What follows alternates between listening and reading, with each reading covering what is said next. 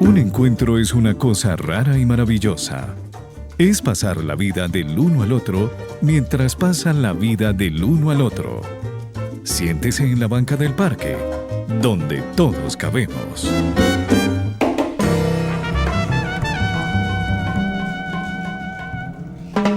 Hay puntos de conversación que muchos creeríamos que necesitamos sentarnos para solucionarlo o para darle camino, y sí, muy posiblemente, pero en sí ya está tomando un camino solo al sentarnos, al juntarnos, a hablar, conversar. Lo hablamos en anteriores podcasts con nuestra invitada, que ya se las voy a traer a esta banca, pero la importancia de hablar, incluso si no tenemos idea de lo que se está hablando, bueno, esta importancia de escuchar. Ese juego del que da y recibe, no solamente por parte de dos personas, sino por muchas más. Ojalá tener esta conversación y empezarse también uno a ilustrar, el lea para que hablemos. Todo esto hace que se enriquezca uno como persona, individuo, ayuda a un autoconocimiento y también al conocimiento de las comunidades y territorios en los que estamos.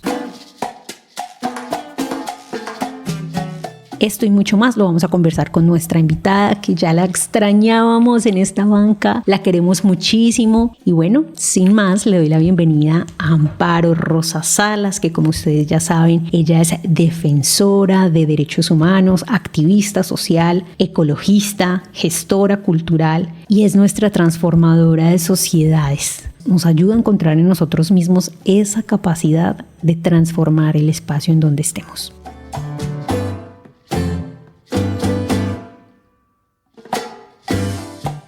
Amparo, gracias por sentarte en esta banca. Ay, Hatti querida, un abrazo fuerte para ti, para Felipe, para todos los miembros de Banca al Parque, para nuestra audiencia, que son nuestro principal motor. Ellos son los que nos animan cada día a pensarnos el programa, a pensarnos qué está pasando allá afuera, qué se escucha, qué se sabe, cómo se siente la población frente a todo lo que estamos viviendo en el país y a nivel mundial y que nos afecta también de manera directa e indirecta a nosotros en el país. Un abrazo fuerte para todos, yo también los extrañaba muchísimo. Banca al Parque tiene un lugar especial en mi corazón y por supuesto que la audiencia es lo que más amamos y queremos en este espacio. Un abrazo fuerte para todos y bueno, esperemos que disfruten de este programa, de este contenido y necesitamos en algún momento una promesa que no hemos cumplido, que podamos hacer un en vivo. Sí, totalmente. Y ahí sigue en pie, nos vamos a conectar aún más con nuestros escuchas. Entonces, nosotros felices de que eso se pueda concretar. Y bueno, esta conexión, hablando de conectar, la traes tú porque hace poco fuiste a un lugar muy especial y reconoces su historia porque ya has trabajado allí como defensora, has realizado distintas intervenciones, acompañamientos. Y yo le decía a Amparito,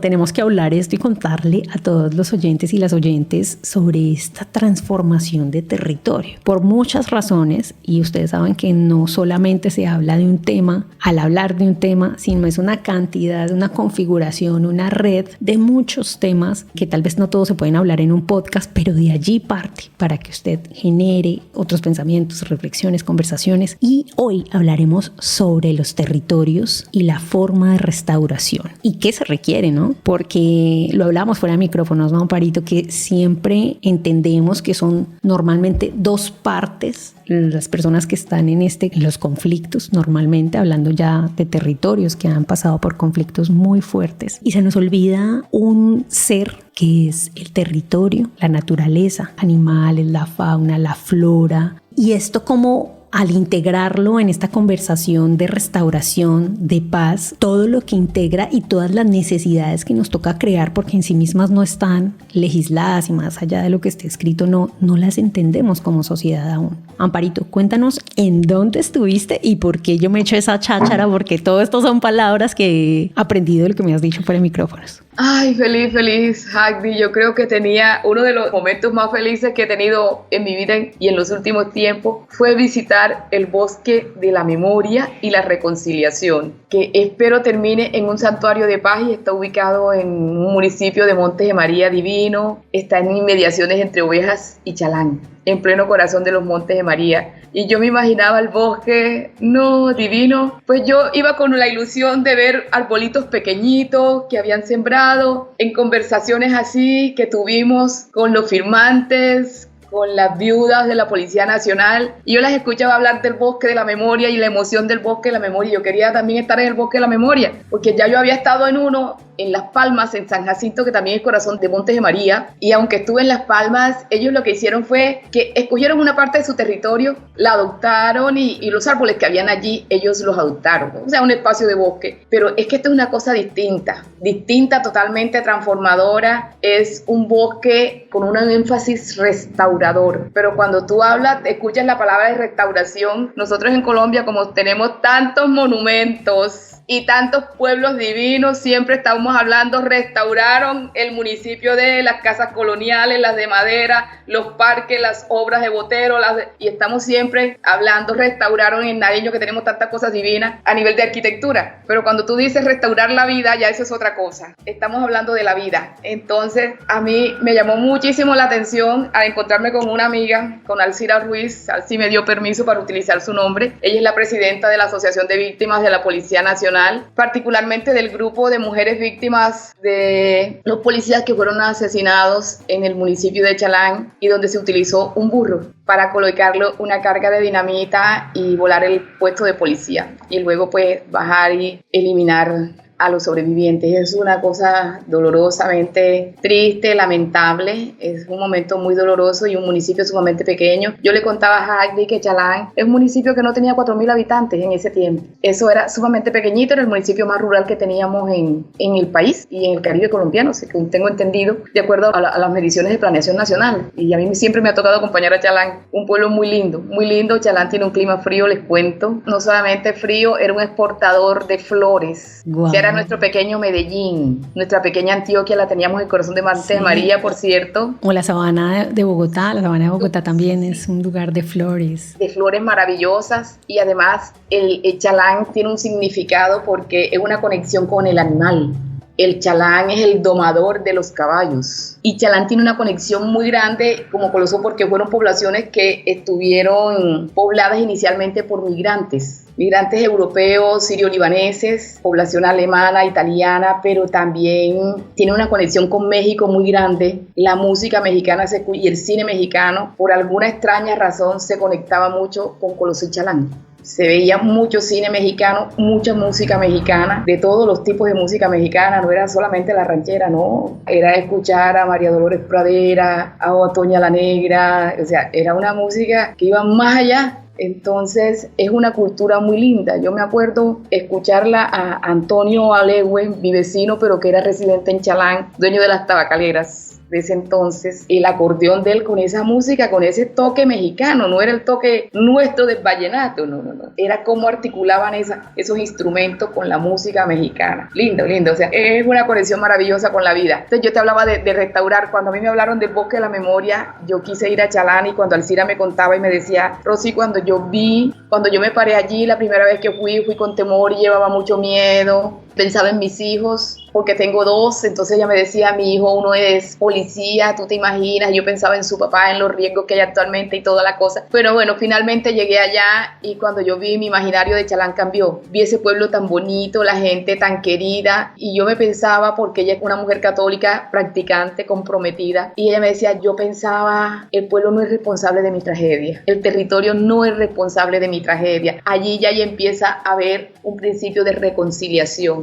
de conciencia de que puedo perdonar, que no significa el olvido ni que no esté consciente que hay una persona que estuvo en un lado equivocado de la vida. Entonces ella dice que cuando ella llegaron allá, el recibimiento que le hicieron, la acogida de la gente, ver al sacerdote también, a la institucionalidad eclesial, porque también estuvo el obispo en ese primer encuentro, y ella decía, bueno, ellos también, la iglesia fue herida, el sacerdote fue asesinado aquí en Chalán, estamos hablando de una cosa difícil y dolorosa. Y entonces ella dice que empieza el evento y abren un espacio donde se pudieran expresar las víctimas y los firmantes. Y ella escuchaba unas positivas, otras negativas, y de pronto alguien que se levantó y dijo que no quería nada. Y entonces ella se levantó y dijo, yo sí quiero. De hecho, quisiera darle un abrazo al líder de los firmantes, no sé, quisiera darme un abrazo con él. Quiero abrirme a perdonar, quiero abrirme a reconciliarnos, a restaurar nuestras vidas. Nuestra vida no se acabó ese día, ese 17 de febrero no se acabó nuestra vida. Comenzó una nueva vida para nosotros. nosotros, con dolores, con sufrimientos, pero aquí estamos de nuevo y yo se invito a que abramos nuestro corazón a la posibilidad de perdonar y de reconciliarnos. Ella me dice que los firmantes se sorprendieron, pero que hubo uno de ellos que se levantó y fue el primero en que se levantó y le dijo: yo, lo único que yo quisiera en este momento de mi vida es recibir un abrazo suyo.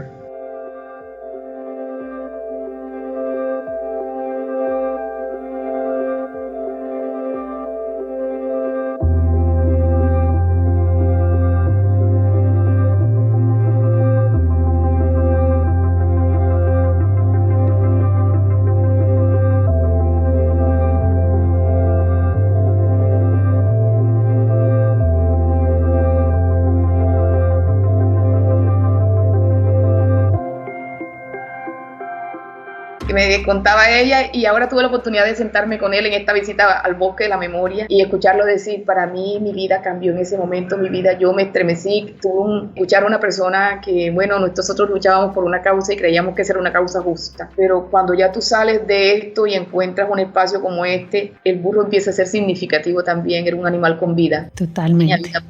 Tenía vida propia y nosotros lo utilizamos de una manera inadecuada. Y también, por supuesto, y que te interrumpa, discúlpame, pero sí quería hacer como énfasis en ello, y es como lo inconsciente de utilizar, lo hablábamos, de utilizar un animal inocente ante estos comportamientos coludidos y generar esa sensación de que el territorio es quien tiene la culpa o quien tiene la maldad, digámoslo así, o la perversión de dañar. Es muy loco porque, digo yo, que es difícil de comprender, pero está ahí instaurado. El territorio es peligroso. En sí el territorio no es peligroso y en sí la naturaleza no hace daño. Has puesto el dedo en la llaga, porque yo recordaba y le decía: Alci, yo todavía recuerdo cuando tú me contaste hace muchos años, cuando pasó todo esto, y nos volvimos a encontrar y me dijiste: Rosy, mis hijos no quieren ver geografía, porque Chalán aparece allí. Claro, el territorio responsable de una acción que unas personas determinaron. Entonces, para nosotros en Montes de María, y yo creo que para la mucha población rural en Colombia, el burro es sinónimo de nobleza. El burro regresa a donde su amo lo manda con carga y regresa a su casa,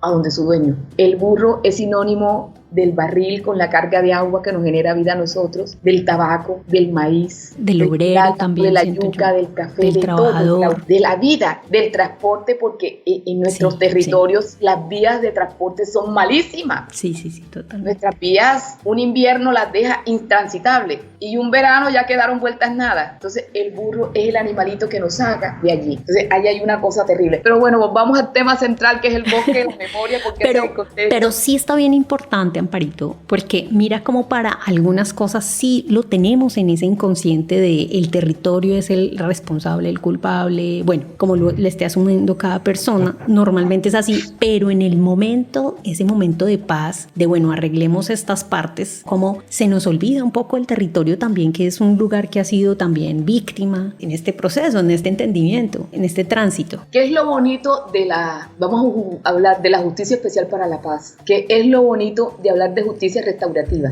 Esa restauración que se da. Yo te decía que hablábamos de restaurar espacios, casas, lugares, pero restaurar la vida, restaurar el territorio. Y te contaba detrás de bambalina, en Colombia existieron municipios que estuvieron confinados por las minas, como Samaniego, que lo llevo en el alma y en la vida, pero Chalán era mi municipio al lado de mi pueblo, donde yo crecía 5-10 minuticos, que me tocó acompañarlo antes, durante y después de la violencia, y era el territorio con mayor restos de minas y explosivos de guerra en su zona urbana. Su plaza totalmente contaminada porque, como siempre, Chalán es un municipio, es un pequeño valle. Ese sí tiene valle y no es una meseta como nosotros, que somos un valle con los vanos con conformación de mesetas internas. No. Este es totalmente plano en medio de una montaña divina. Entonces, ¿qué pasaba? Que la insurgencia de cualquier lado, llámese ELN, CRS, PRT, FARC, desde la montaña hacían arengas a la fuerza pública. Intimidaban, habían hostigamientos casi diarios, y esos eran unos puestos de policías rurales. Eran casas normales, no era un búnker. No. Píntate una casita de bloque, de material, en un pueblito que son de madera por la silla expansiva.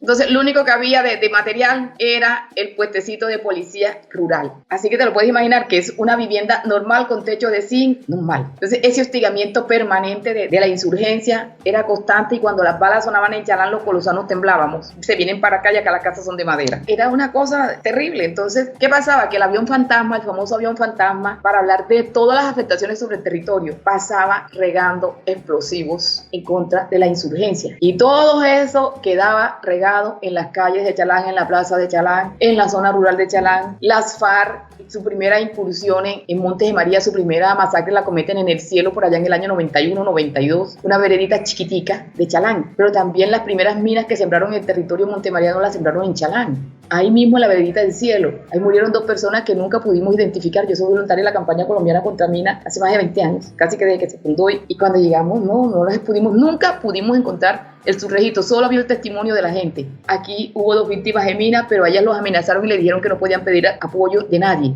ni del gobierno ni de nadie. Así que nunca las pudimos identificar. Al día de hoy, ese subregistro está, pero no se sabe dónde están. Entonces mira todo el daño que se le hace, pero encima de eso la naturaleza sufre porque entonces llegan las empresas, a mediados del 2000, también llegan las empresas explotadoras de hidrocarburos y de otros materiales, se sientan en el territorio. No hay un protocolo, aparentemente sí, pero nosotros los moradores no sabemos cuál fue el protocolo. Entonces empieza a extraerse la vida de la tierra, porque es la vida de la tierra. El hidrocarburo hace parte de la vida de la tierra y salen de allí y empiezan también la minería ilegal, esa pequeña minería artesanal que la hacemos los mismos habitantes, donde talamos, extraemos la piedra de los cauces de los arroyos, extraemos la arena, extraemos el balasto de las canteras, pero de manera indiscriminada, porque obviamente sí se necesita balasto para las vías, para el mantenimiento, por eso podíamos hacerlo de manera progresiva. Tendríamos que tener alguna forma de mirar, no saquemos la piedra del arroyo, busquemos si hay canteras de piedra y saquemos la piedra de la cantera, no la extrayamos de las fuentes de agua, no saquemos la arena del cauce de agua, saquémoslo de la cantera, busquemos donde hay canteras, si hay canteras de arena también, pero no. Entonces uno empieza a preguntarse todos esos amores que tuvimos cuando la ley 99 salió, cuando se ajustó en el 2093, en el año 93, y soñábamos y vinieron las CARIS, las corporaciones ambientales, y soñábamos con que íbamos a tener protegida la naturaleza, porque ya ese tema de la corrupción en Colombia, que el Instituto de Desarrollo, que era el Inderena, se había corrompido,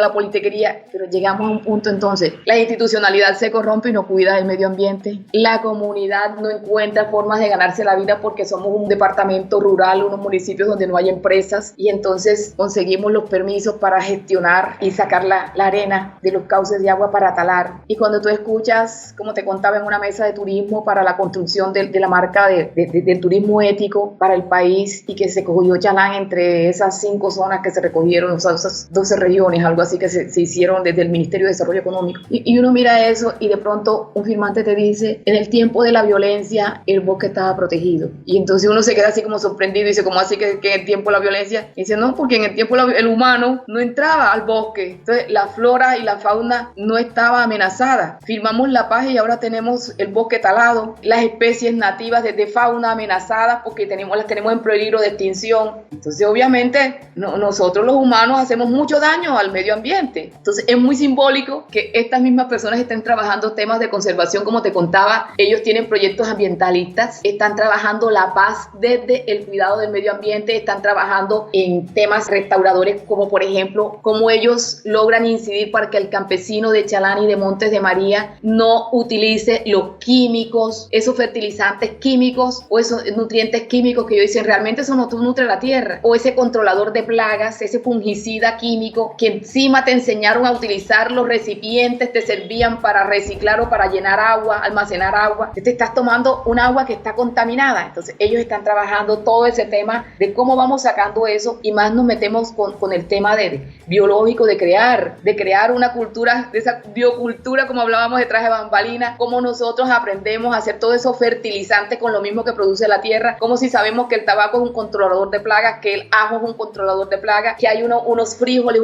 que nos sirven también para controlar la plaga. ¿Cómo hacemos con todo eso que nosotros producimos desde la misma tierra y que nos pueden servir para controlar de plagas y para nutrir la tierra también? Sí, y es que volvemos y decimos, pero sí, lo habíamos hablado antes, y es que en el tema de cómo los nombras, Amparito, que los nombras de la persona que fue víctima y normalmente reconocemos esto en 2 partes, lo hablaba yo desde el inicio, ¿sí? Como que quien fue victimario en su momento. El compareciente, esa es la palabra adecuada. Es el compareciente. El compareciente, y empieza uno a entender entonces que uno también puede ser, entre comillas, y espero por favor es con respeto, compareciente de su propio territorio, de su naturaleza, no de forma directa, no de forma dañina, digo yo, con propósitos y dañarla en sí, sino es esa falta de conocimiento sobre lo que es justo para la tierra o no, para este ecosistema. Y eso empieza a hablar también de la necesidad de culturas que tienen como finalidad la administración, y bueno, esa palabra, pero como que la conciencia de la biocultura, la conciencia de que se está utilizando no para este presente de la tierra, sino para los futuros, y que también a veces es fuerte, ¿no? Porque muchas personas que son supervivientes, digo, fueron víctimas en su momento y son supervivientes de estos tránsitos, de estos conflictos, y dicen como, pueden llegar a decir, ¿no? Como, bueno, suficiente tengo con todo lo que sucedió, con la pérdida de mis parientes, amigos, familiares, la pérdida de mi tierra y demás, ahora como para decir que yo tengo que ser, o yo soy responsable también de cuidar mi territorio. Entonces se vuelve también una conversación como, bueno, aquí todos somos no culpables, sino responsables del lugar en el que vivimos. Sí, es eso, somos responsables. Es que admira, cuando tú empiezas a hablar todo el tema ambiental, eso no solamente queda en un TOARS ambiental para los comparecientes. No. Esto va más allá, porque ellos involucran a la comunidad e involucran a las víctimas, a la institucionalidad. Todas estas iniciativas que encontramos ahora mismo en el territorio restaurativa tienen un acompañamiento del Sistema de Naciones Unidas, de la JEP, de la antigua Comisión de la Verdad, que ahora es el Comité de Seguimiento, de la institucionalidad local, que son las alcaldías, gobernaciones, de las organizaciones defensoras de derechos humanos, de los cuidadores de la vida, de los constructores de paz, de los trabajadores por la paz, de los amantes de la justicia restaurativa, porque es que es un espacio que hacemos de encuentro con la vida. Es que tú no puedes hablar de vida si el medio ambiente está sufriendo, si la tierra está sufriendo, no hay forma. Es que la vida solo depende sola y exclusivamente de la madre tierra. Por eso es que la tierra es madre, por eso es que la tierra sufre, por eso es que la tierra se pronuncia de manera tan estruendosa cuando tenemos un terremoto, un maremoto, un tsunami, porque es que las placas tectónicas han sufrido porque nosotros se nos dio por hacer armas y probarlas en nuestros mares, en nuestros desiertos, y se movió la tierra de manera violenta y se crearon todos esos desniveles que cuando están buscando ella se mueve, la tierra es dinámica. Entonces así pasa con la vida de nosotros. Entonces cuando hablamos de la responsabilidad, nosotros en estos análisis, cuando nos reunimos con las comunidades para llegar a un tema de fertilizantes, entonces decimos, y cuando el campesino normalito, que no es un compareciente, no es una víctima directa, pero resulta que es que yo aprendí de mis abuelos a quemar la tierra. Sí, una tierra que provocó incendio y acabó con medio bosque. No, pero es que yo, pequeño ganadero o ganadero, que tengo mi hato de ganado, pero entonces la tengo ¿dónde? En la parte donde no debo tenerla, porque es la parte que estaría dedicada al cultivo de la tierra, para garantizar tu seguridad alimentaria, pero resulta que tengo el ganado. Y resulta que está comprobado que el ganado tiene unas afectaciones sobre el medio ambiente terrible, porque es que produce mucho gas. O sea, contamina mucho el ambiente. Y lo otro que nos encontramos entonces es que las fronteras agrícolas no somos tan inocentes también. Las fronteras agrícolas nos vamos allá donde están las reservas naturales protectoras y no deberíamos sembrar hasta allá. Entonces, ¿dónde está esa responsabilidad? Sí, nosotros estamos diciendo, hay una insurgencia, hay unos paramilitares, hay unos grupos, el mismo ejército causó afectaciones sobre la población civil. Pero es que qué bonito fue que aquí en Colombia el proceso de paz lo atraviesa la justicia restaurativa.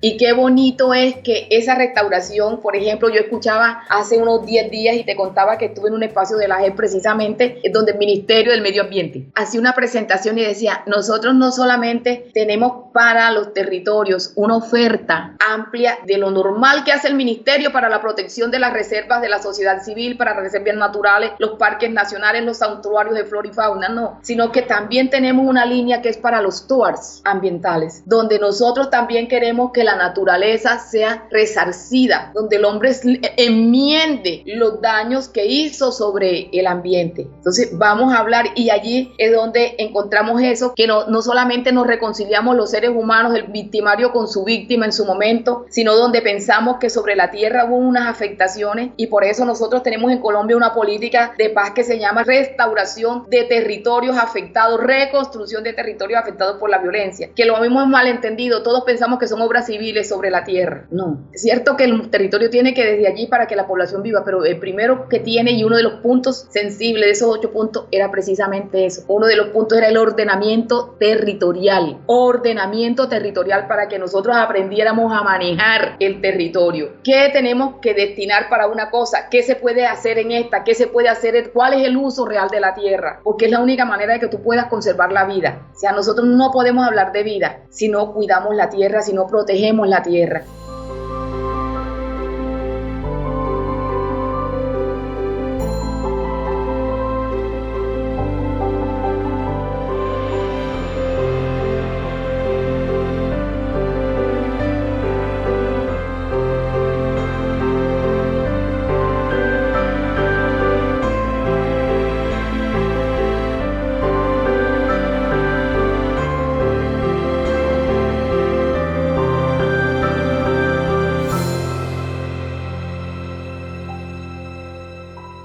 Por eso cuando yo llegué al Bosque de la Memoria, mira, Hati, estaba una amenaza de lluvia. Llegamos en verano, como le dije yo, y cuando quisimos abrir la puerta, una gran nube se vino y decía, pues vamos a salir de aquí en invierno. Y la vía es terrible, o sea, es una vía en mal estado, pero cuando tú llegas ahí dices, todo lo doloroso tiene un final feliz, a veces no. Y tú llegas y ves ese bosque divino, como esos árboles de 1 metro, de medio, de 50 centímetros, de 2 metros, con un nombre en memoria de una vida que yo quité, pero que hoy tengo aquí invitada a los familiares de esas víctimas para que vean que nosotros queremos enmendar, que nuestro compromiso con la vida es real, que esa paz que firmamos sí es real, y como nosotros atentamos contra la vida no solamente de los seres humanos, sino que también utilizamos un animalito para dañar. Entonces, aquí está este bosque, entonces tú llegas al bosque y encuentras que tienen crías de aves, que tienen ganado menor, ubicados en sus parcelitas, y tú los ves que tienen otro tipo de animales domésticos, y te encuentras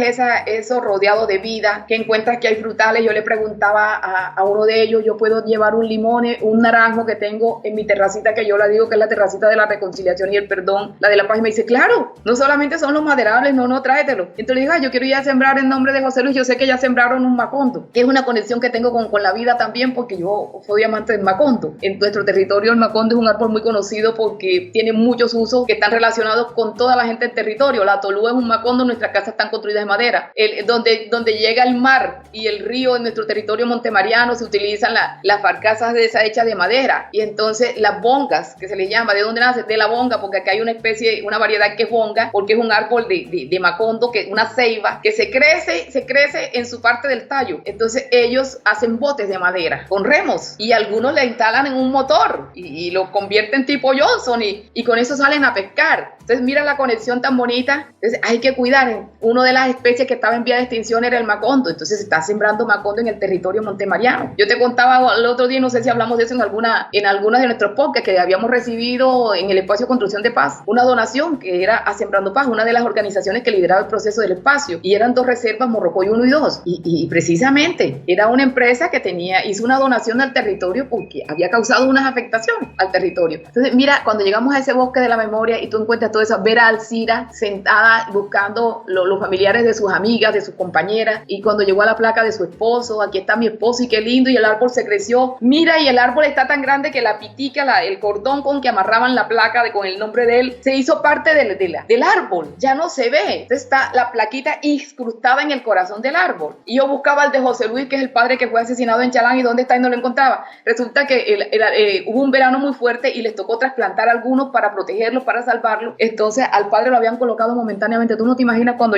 como yo les había pedido sembrar un naranjo, resulta que cuando yo llegué hay un frutal grandísimo, yo ni miré, yo pasé porque yo iba buscando los árboles de madera, los maderables propios de él. No, resulta que habían trasplantado también un naranjo y estaba cargado cargado de naranjitas, ya es su parte de crecimiento. Y ahí estaba la placa del padre. Entonces yo decía, claro, el árbol da fruto, la vida. Yo decía, aquí José está aquí está representado los niños por los que tú diste la vida, esos niños, esos adolescentes y esos jóvenes que quisiste proteger y por los cuales perdiste tu vida. Y hay este reconocimiento aquí de tu vida. Entonces uno siente, tú no te imaginas, yo sentí una alegría tan grande en mi corazón. Yo pienso que sí es que lo mejor que se podía haber hecho en Colombia al hablar de justicia restaurativa es todo lo que está relacionado con el medio ambiente. Hay algo que yo no compartía con la ley nuestra en el tema y era la reparación económica. Yo lo entiendo, porque nosotros trabajamos exclusión y pobreza y sabemos cómo fue la situación de los desplazados cuando la gente dice, pero ¿qué están aquí es por la plata? No, es que lo perdieron todo y vinieron a una pequeña ciudad intermedia o a un municipio, un centro urbano a competir con la pobreza extrema que había allí. ¿Qué posibilidades de vida hay? Entonces esa es la razón de lo económico, pero realmente para mí lo más maravilloso de la norma fue ese capitulito que quedó destinado al cuidado del medio ambiente. Eso me parece maravilloso porque es que tú llegas allí y ya tú no piensas en el desastre. Tú cuando ves esos árboles tan lindos o cuando ves esas gallinas, esos patos ahí corriendo de un lado para el otro, libres, cuando ves al perro con el gato, cuando ves que las pequeñas vacas, las 3 vaquitas, no esa gran hacienda para no dañar y en unos pedazos determinados y tú dices, no, esto es una belleza. Cuando tú ves que han sembrado también flores alrededor de esto y tú dices, bueno, la belleza de la naturaleza te hace olvidar que estás allí porque sufriste un gran daño en tu vida.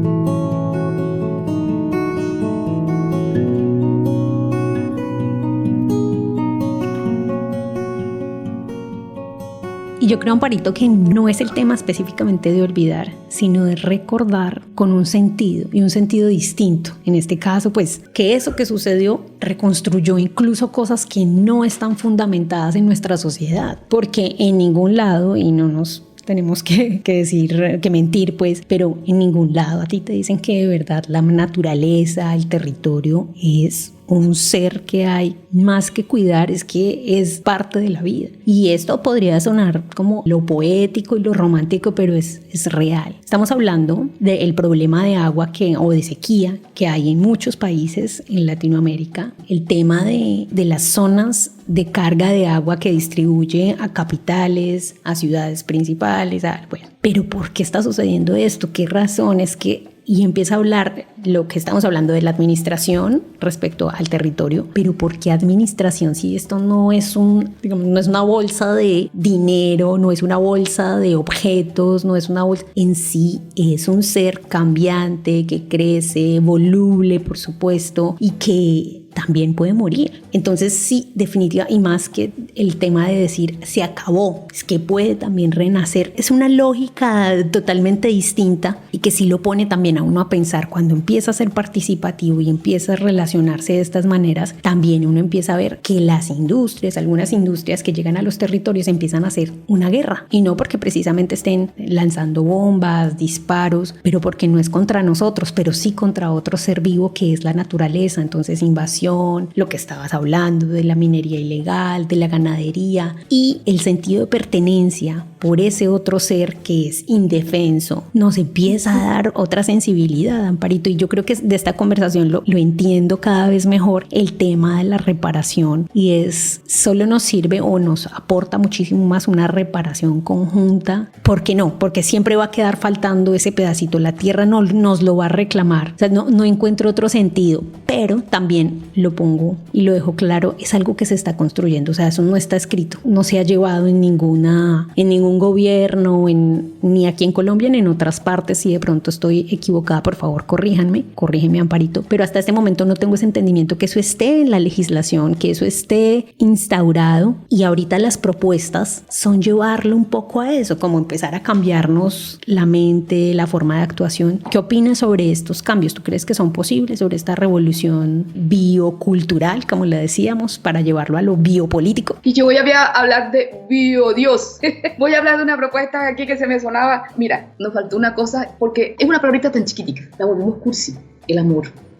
Lo vimos, lo vemos, nos lo vendieron como una muestra de debilidad. Tú amas y te vuelves débil, porque lo metieron en el concepto de lo erótico y de las relaciones interpersonales de pareja, no de familia, de amigos, de socializar. No. Lo juntaron allí y se olvidaron una cosita que llaman los católicos, una cosa que se llama amor universal. Lo cito no porque quiera encasillar a la gente en el tema de lo religioso, sino porque ese término, así como el de los cuáqueros en temas de reconciliación, que son de la iglesia protestante, es el tema del amor universal. El amor universal lo cubre todo, su palabra lo dice, una universalidad. Eso se nos fue a nosotros de nuestro ser. Aprendimos a ser seres individualistas y yocistas. Soy yo y nadie más. Como soy yo y nadie más, yo hoy necesito bañarme 4 veces porque este clima donde tú y yo estamos hablando está bastante templado, necesito 4 baños al día. Se me olvidó que de pronto tengo que soportar un poquito el calor porque es que resulta que Sincelejo tiene agua donde yo estoy porque Morroa, un pequeño acuífero que nace por allá cerquita de San Jacinto, está más lejito, por allá está el nacimiento de esos pozos profundos que nos surten a nosotros, pero que atraviesan el Carmen de Bolívar, que atraviesan a María la Baja, dos de los municipios más grandes que tenemos nosotros, en extensión y en población sin agua. Un Chalán, que es un municipio de aproximadamente 4.000 habitantes, no tiene agua, en sequía permanente. De hecho, tienen hace más de 4 o 5 años una resolución de crisis, porque no tienen agua. Colosó es agua donde tú abras aparentemente. ¿Qué pasa? Que no hay agua. Hace menos de un mes estaban en restricciones y el agua, había gente a la que hacía 3 meses no le llegaba agua a su casa. Y estamos hablando de una población aproximada de unos 7.000 habitantes, porque como migró mucha de su población, no tiene más de 7.000 habitantes, si acaso, en su zona rural y urbana. Y no tiene agua. Entonces nos preguntamos, no tenemos agua, no tenemos alcantarillados. Como tú decías, esto del cuidado del medio ambiente es una cosa que encadenada.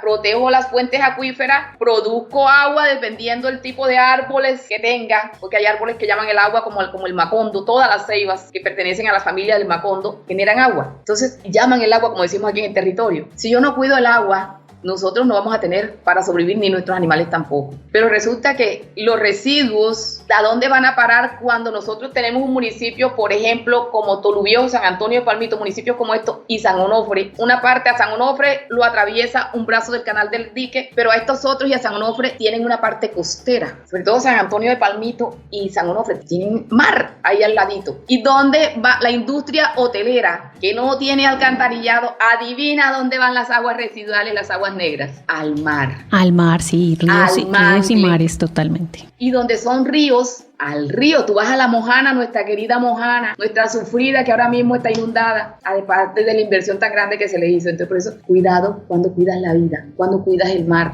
cuando cuidas el río. Entonces si yo quiero hacer del turismo una industria, tengo que regularla. Ahora mismo están construyendo lo que se llama el sello ético para el turismo en clave de reconciliación, de transformación y de paz para Colombia. En este momento el Ministerio de Desarrollo Económico está por todo el país haciendo este ejercicio en municipios pilotos. Dios quiera de buenos resultados, como decíamos en Chalán hace un mes exactamente, cuando hacían la mesa ya. Y lo que tú decías detrás de aquí del micrófono que hablábamos, cuando se puede hacer una acción positiva que no es con daño, cuando el conjunto de la sociedad, de la comunidad, donde se implementan estas empresas o este tipo de industria donde se pretende hacer, está consciente de que toda acción genera cosas positivas y negativas y que lo que tenemos es que buscar hacer el menor daño posible, y si lo hacemos, ¿cómo lo enmendamos? ¿Cómo lo reparamos? De eso se trataba. Nosotros estamos pensando en turismo, claro, ¿cómo lo vamos a desarrollar para que no se afecte el medio ambiente? ¿Cómo vamos a educar a la población que viene? ¿Cuál es el turista que queremos que nos visite? Ese turismo ecológico que queremos hacer, entonces que el que venga aquí tiene que saber que no nos puede meter las motos sin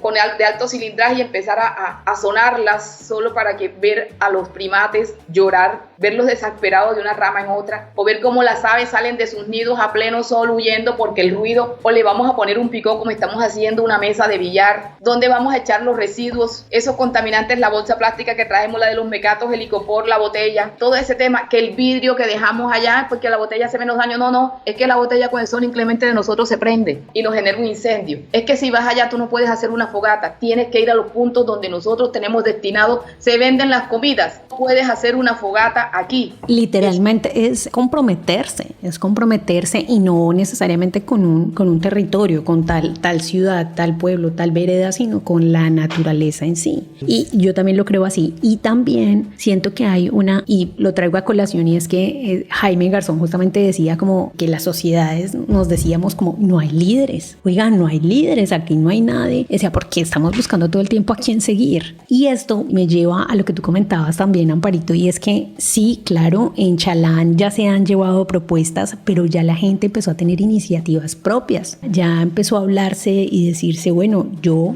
quiero hacer esto, yo lo propongo desde mi entendimiento y vamos a estudiar, a capacitarnos, obviamente, y no le estoy quitando responsabilidad. Sí se necesita de un acompañamiento del Estado, siempre, por supuesto, hay que exigirlo, pero también habla de eso, de no dejarle total paso a lo gubernamental, al Estado en sí, sino que yo también tengo que ser un ser que actúa para poder vivir bien, para esta nueva forma de vida, esta nueva biocultura. ¿Sabes qué es lo bonito, si te puedo interrumpir? Claro. De este ejercicio en Chalán, que a pesar de que los TORS está ligado directamente, porque son temas de una manera de aplicar justicia restaurativa de la JEP, de este Sistema Especial para la Paz, en Chalán esto es una iniciativa propia y comunitaria. Los TORS todavía oficialmente la JEP no los está desarrollando. Esta gente se juntó solita a partir de ese abrazo, a partir de ver a esa mujer decirle a estos hombres que un día empuñaron un arma, una mujer indefensa, viuda, así no era sino de hacer el rosario, de juntarse con sus amigas, era muy amiguera, de hacer reuniones para que la gente se encontrara y se conociera. Y luego de pasar este incidente, entonces empezó a pensar, tengo que ayudar a las otras porque a mí me están ayudando y yo tengo que ayudar a las otras. Ya, empieza. Pero cuando ya se para delante de esa persona y vence el miedo y le dice, yo soy capaz de darte un abrazo. Si eso hace que le cambiemos la imagen a Chalán, que no siga estigmatizado el municipio y el territorio, cuando yo veo aquí, cuando a mí me recibieron, me preguntaron qué quieres tomar, qué quieres beber, quieres un café, y cuando me dice que aquí cultivaban flores, que hacían té de rosa, que la gente canta, que baila, que sufrió como nosotras, que a las novias, a las amigas, a las lavanderas, a las personas que le prestamos un servicio, a los policías también fueron asesinados. Entonces yo entiendo que el territorio donde murió mi esposo no es un territorio que no sea sagrado, es un territorio sagrado y no merece ser visto de la manera en que lo ven en todas partes. Mira, allá fue donde hubo burro bomba. No, vamos a decir que allá en Chalán se cultivaban rosas, se portaban flores. Allá hay un bosque de la memoria donde los firmantes, los comparecientes están diciéndonos podemos vivir, recíbanos, queremos enmendar el daño causado. Lo hicimos con una causa válida, no válida, estábamos en guerra, pero ya no estamos en guerra. Y ese llamado de esa mujer, esa ramita de olivo, cuando el diluvio apareció el arco iris, apareció la palomita y la ramita de olivo, ellos se pegaron y empezaron a juntarse con la mesa, las juntanzas de las que tú hablabas, se reunieron con las mesas de víctimas, llamaron a las mujeres, miraron todas las organizaciones que estaban trabajando, se juntaron, propusieron y allá encuentran varios frentes de firmantes haciendo distintas cosas. Yo te estoy hablando del grupo con el que yo conozco y ahora el segundo grupo que lo conocí, trabajando en el tema también ambiental, de proyectos productivos pero agroforestales, amigables con el medio ambiente, con organizaciones que están hablando de paz, de juntarse con la gente, de entenderse. Eso ya es una cosa, esto te cambia la visión de territorio y de vida también. Es como yo enmiendo mi vida, pero también estoy diciéndole, mira, aquí también tú tienes una responsabilidad, hagámoslo entre todos. La nuevo santuario de paz del que se está hablando, que también es un bosque, es una reserva, se le puso el nombre de santuario y el lema es, hagamos un bosque entre todos. Hagamos un bosque entre todos. Acá el lema es la vida, cuidemos la vida, reconciliémonos. Un bosque en clave de memoria y de reconciliación. Lo que pasó no debe volver a pasar.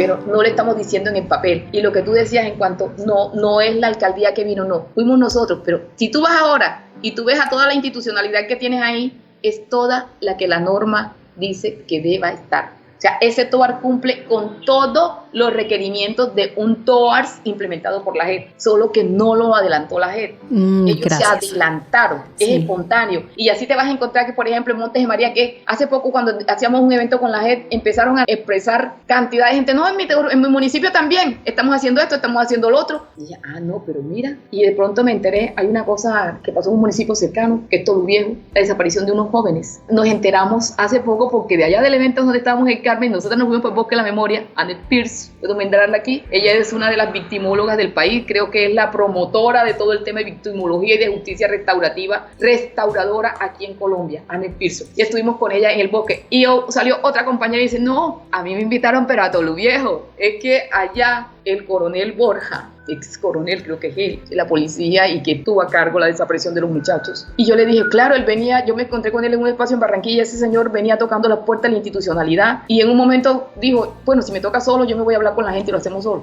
Tienen allá también un proceso restaurador con las mamás de los jóvenes desaparecidos. Y están trabajando también un tema, creo que lo de ellos también es como la tienda de la restauración o la tienda de la vida, algo así, no tengo claro el nombre, pero sé que se juntaron y están trabajando un tema productivo alrededor de la restauración, pero también es como yo soy capaz de sentarme con este firmante, con este compareciente, y ya mira, es del Estado, era un coronel de la policía, estamos hablando de, y cómo yo doy ese paso, yo tengo que creerle a ese señor, es que de ahí parte, obviamente la confianza se construye en el camino, se va construyendo y ahí vamos depurando porque no nos podemos quedar en el miedo eterno, porque sufren los territorios y las nuevas generaciones no le vamos a dejar un territorio. Yo no sé si yo te dije alguna vez en uno de estos, hablando del medio ambiente hace tiempo, que en Sucre, actualmente por lo menos para Sucre, hay una política ambiental para el cambio climático y que hizo dentro de su diagnóstico, hizo una identificación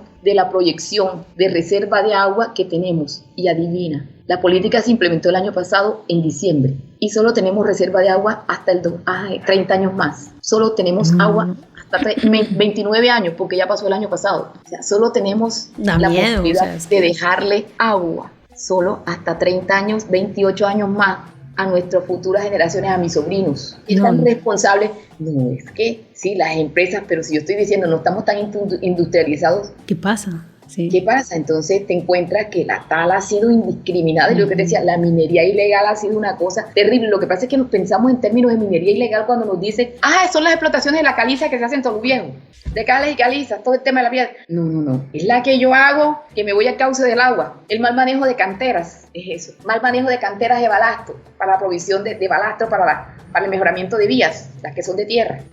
¿Y cómo hago con la piedra y la arena que traigo del cauce del arroyo? Y en la medida en que la arena y la piedra es lo que hace que el agua se mantenga en un sitio y el bosque porque cumple el ciclo. Definitivamente sí es una conciencia que debemos crear y sacarle puntada por puntada, despacito, hablando, bueno, lo más ágil posible, pero también aprendiendo, ¿no? Es algo que no, como decimos anteriormente, no está escrito y debemos ir descubriendo en comunidad, pero está buenísimo también poder viajar, digámoslo así, a estos espacios y hablar con las comunidades y entablar estos temas de coaprendizaje, de, bueno, ¿ustedes cómo hicieron acá? ¿Ustedes cómo? O sea, ese turismo ético del que hablas que me llama la atención porque es como que a uno le suena hasta en contravía, ¿no? Como que uno dice, pero si el turismo uno lo tiene entendido como algo invasivo y ético, no entiendo. Pero bueno, eso hay que también reformularlo. Me lleva a pensar las necesidades, por supuesto, de encuentros de esos seres que están transformando esas ideas y bueno, venga, conversamos. Es otra manera de propagar ese aprendizaje y volvemos, hay que exigir también a nuestros gobiernos, hay que exigir también a nuestras gobernaturas, digamos en alcaldías y demás, pero nunca dejar esa iniciativa tan interesante y tan necesaria para la vida. También poder comer de esos sitios que tú también compartías que o sea, eso ya es otro nivel. Yo te decía que la primera autoridad ambiental es la alcaldía, el alcalde. Sí. ¿Quién te concede permisos para que tú explotes la madera en el bosque? El alcalde. para que traigas la piedra, el alcalde. Para que el alcalde. Cuando se trata de vías, ¿a dónde acude? A las CAR, para que te den los permisos. ¿Qué pasa allí? ¿Por qué cuando se construye una vía, las CAR y las alcaldías, o se hacen mejoramientos como está pasando en algunos municipios de Monte María, permiten que los árboles que están alrededor de las vías sean talados porque la vía lo necesita? O los mejoramientos de andenes que hacen las gobernaciones, como en el caso de Sucre, en algunos municipios, y cortan los árboles antiguos de las plazas, de los parques, de los andenes de los pueblos emblemáticos, como el caso de Colosó. Como el gobernador apropia una partida de 7.800 millones de pesos para quitar las cunetas de piedra y ponerlas de cemento, los empedrados, y colocar unos andenes 1 metro, 2 metros por encima de las casas de madera, donde el agua no tiene por dónde correr, las aguas residuales, y todo ese tipo de cosas. Ellos son autoridades ambientales. ¿Qué pasa allí? Para nuestra reflexión.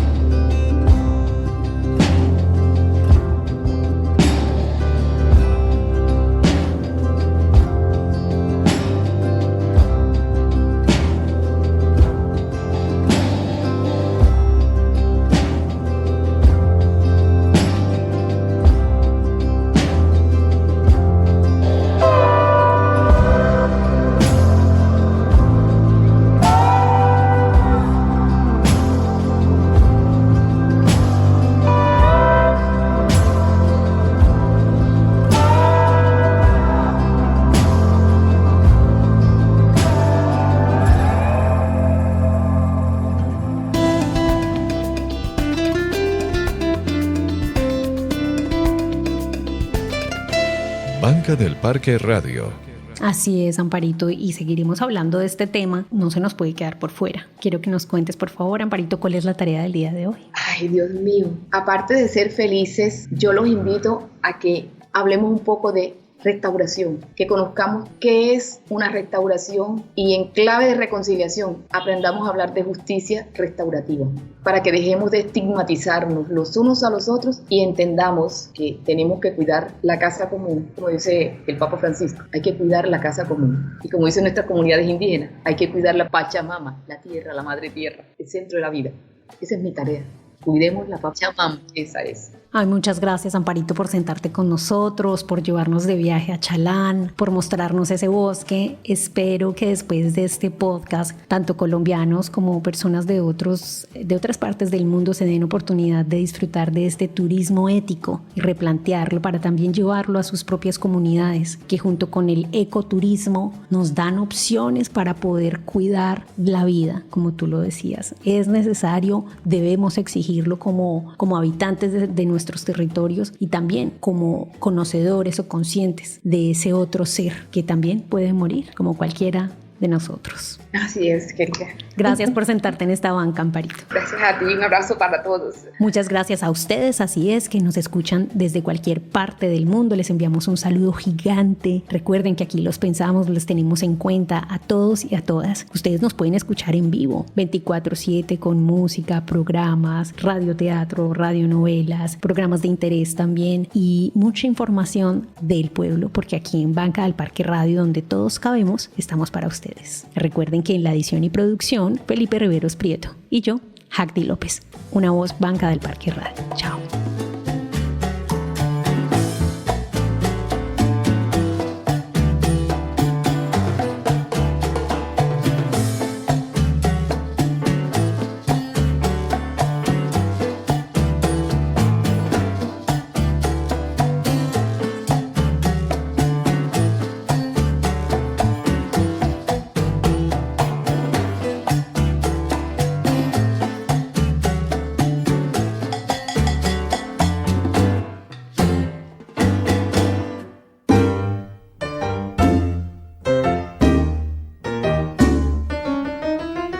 Ahora la banca del parque queda sola.